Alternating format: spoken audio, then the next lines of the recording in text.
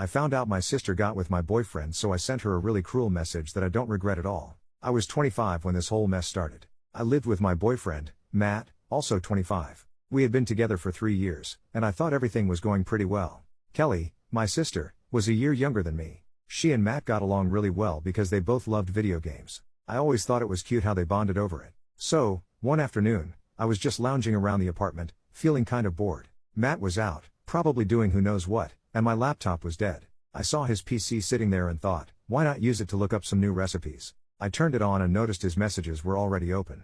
Being curious, okay, maybe a little nosy, I couldn't help but glance at the chat with my sister, Kelly. It looked pretty normal, just them talking about video games. But then, I saw Kelly had sent a picture of herself in what looked like my favorite dress. I started scrolling up, and things got worse. Way worse. There were tons of pictures. Some were of them on dates, smiling and happy, places Matt and I had never been together. There were videos too, ones they had taken in secret. The messages were the worst part. They were so detailed, talking about all the times they snuck around behind my back. And then, I saw Kelly asking Matt if he thought she was prettier than me. She was fishing for compliments, and he was just feeding her ego. It was sickening. She even asked him to compare our bodies in the most explicit ways. It was like she needed to know she was better than me in every possible way. It hurt so much. I felt like I was going to be sick. I couldn't believe that my own sister, who I had always tried to help and support, was doing this to me. And Matt, the guy I thought I loved, was just as bad. So, I grabbed some garbage bags and started stuffing his shirts, pants, and socks into them. I went through everything.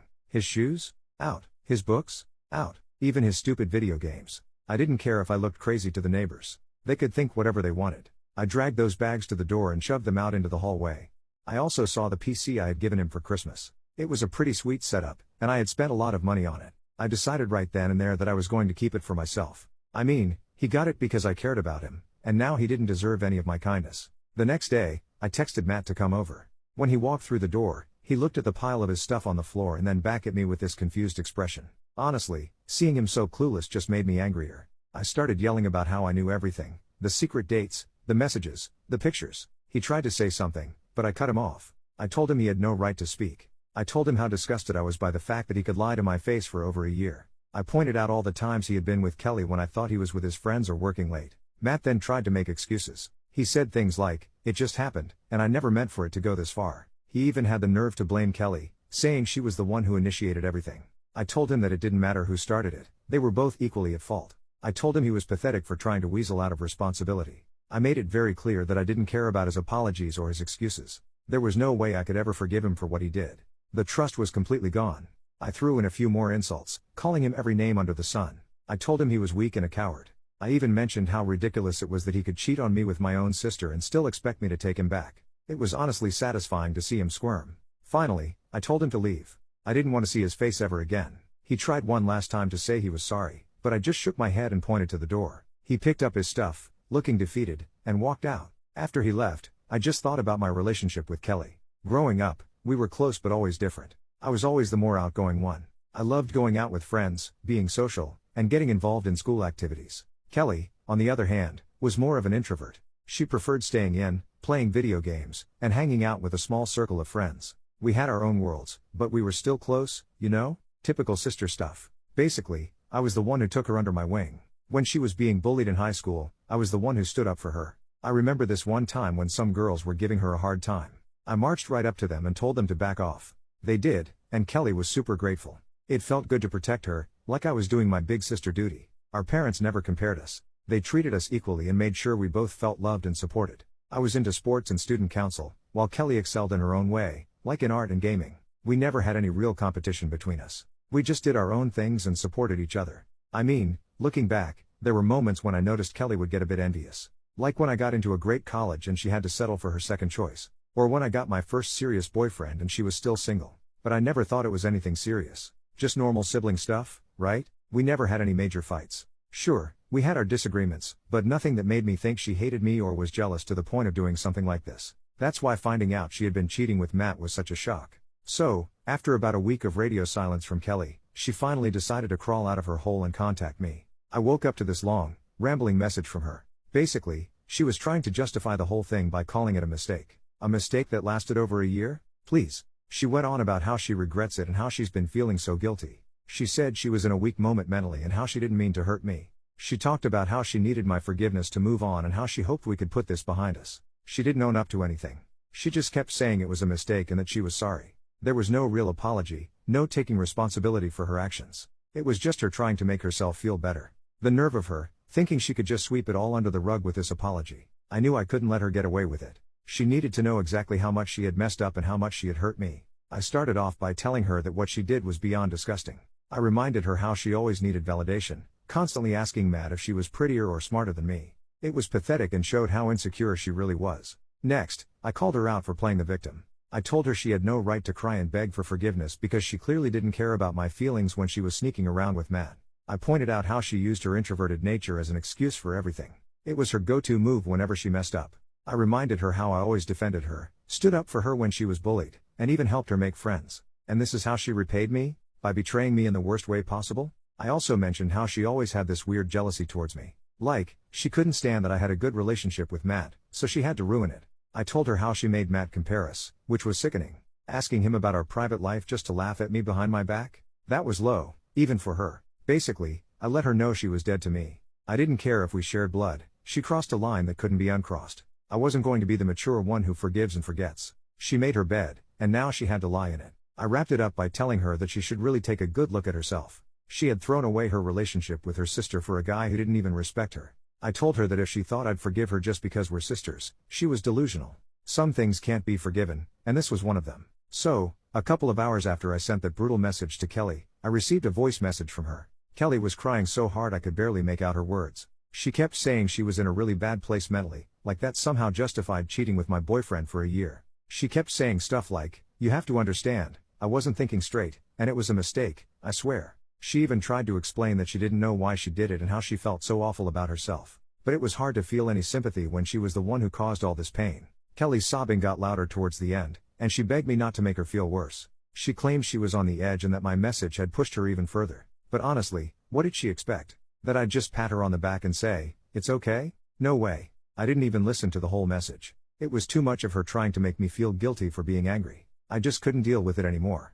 So, I reacted with a laughing emoji and moved on. I had no remorse. She needed to hear the truth, and if it made her cry, well, that's on her. When everything came out about Kelly and Matt, my parents were absolutely furious with Kelly. They couldn't believe she would betray me like that, especially with someone I had been with for 3 years. My parents sat Kelly down and gave her a piece of their minds. They told her exactly how they felt about her actions, and honestly, I think it shocked her. They called her out on her selfishness and deceit. Kelly, being Kelly, tried to justify herself to our parents.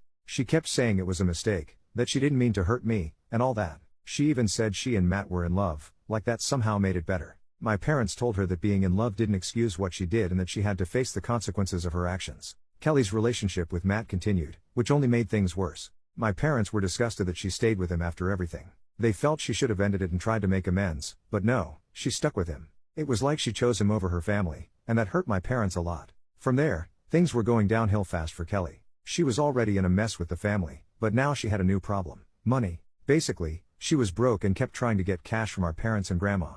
Kelly didn't seem to grasp that asking for money right after screwing over her family was not a great move. She had this sob story ready every time she asked. She'd say she needed the money for her career, for books, or something crucial. I mean, she made it sound pretty urgent and serious. Our parents and grandma, being the kind-hearted people they are, often gave in and sent her money. One day, my aunt casually mentioned to my parents that she saw Kelly buying some expensive sneakers. She didn't think much of it until my mom asked her about it, and she realized the timeline matched up with when Kelly had asked for money for books. Turns out, Kelly had been using the money to buy gifts for Matt. Yes, really. My sister was taking money from our family and spending it on the guy she cheated with. So, my parents were understandably pissed when they found out. They were done being played for fools. They decided enough was enough and cut her off. No more money for Kelly. She was on her own financially. Kelly tried to spin it like she was the victim here, saying she needed the money for her mental health and stuff. But honestly, it was hard to feel sorry for her at this point. My parents stood firm on their decision and they weren't going to keep enabling her bad choices. Moving on, Kelly complained to anyone who would listen about how unfair our parents were being. But people were starting to see through her act. It was clear she was using emotional manipulation to get what she wanted. So, a few days later, I got a message from Matt. He said he was sorry for everything, that he knew he hurt me. But then he went on to say that Kelly manipulated him into the whole thing. He tried to make it sound like he was some helpless victim in all of this. He actually wrote a whole paragraph about how Kelly kept coming on to him, and he just couldn't resist. I told him straight up that I didn't care about his excuses. I mean, He made his choices. Trying to make Kelly the villain of the story wasn't going to work on me. Both of them were equally to blame. He was just as guilty, if not more. So, I responded with a short message. Told him to shove his apologies where the sun doesn't shine and blocked his number. I wasn't about to waste my time on his pathetic excuses. Then Kelly started isolating herself from the family. She wouldn't come to family dinners or answer any calls from our parents. She was constantly posting vague, dramatic stuff on social media, probably hoping for some sympathy. I kept an eye on things, partly out of morbid curiosity and partly because I wanted to make sure she wasn't doing anything too stupid. Kelly looked like she was in a downward spiral. She wasn't taking care of herself, always looked disheveled in the few pictures she posted. I think she even lost her job because she was calling in sick all the time or just not showing up. I refused to get involved. After what she did, I felt no obligation to help her out. Our parents tried to reach out a couple of times, but she just ignored them or sent rude messages back. Now, a few days ago, I found out that Matt ended things with Kelly because he couldn't handle the guilt anymore. I guess his conscience finally caught up with him, which is ironic considering he didn't seem to have one while cheating on me for over a year. Kelly was devastated. She spent the first few days crying nonstop. I mean, she wouldn't leave her room, wouldn't eat, and just lay in bed feeling sorry for herself. Her mental health took a serious hit. She started having panic attacks, something she'd never dealt with before. She'd call me sometimes, but I couldn't bring myself to pick up. I just didn't have it in me to comfort her after everything she did. Kelly went to our parents' house, looking for sympathy. She played up the poor me act again, telling them how Matt had manipulated her and how she didn't mean for any of this to happen. My mom and Kelly ended up having a huge argument. My mom brought up every single thing Kelly had done wrong. She mentioned how Kelly had always been the one to cause drama and never took responsibility for her actions. Kelly then started saying that she was in a bad mental place and that the breakup was hitting her hard. She said she needed the family to support her. My mom told Kelly that she should have thought about the consequences of her actions before she decided to cheat with Matt. She said that actions have consequences, and Kelly needed to face them. Kelly shouted that she needed someone to lean on, and Matt was there for her. My mom fired back, saying that if Kelly hadn't betrayed her own sister, she wouldn't be in this mess to begin with. At this point, Kelly was furious. She yelled that she felt like everyone was against her and that she didn't deserve to be treated like this. My mom calmly responded that Kelly had earned this treatment by betraying her family's trust. The argument got so heated that Kelly ended up storming out of the house in tears, slamming the door behind her. She left without any of the sympathy or support she was looking for. Since then, she's barely talked to any of us. She only reaches out to our grandmother, probably because she knows Grandma will give her money no matter what. She's still avoiding me, probably because she thinks I'll lash out at her again. It's sad, but honestly, she brought this on herself.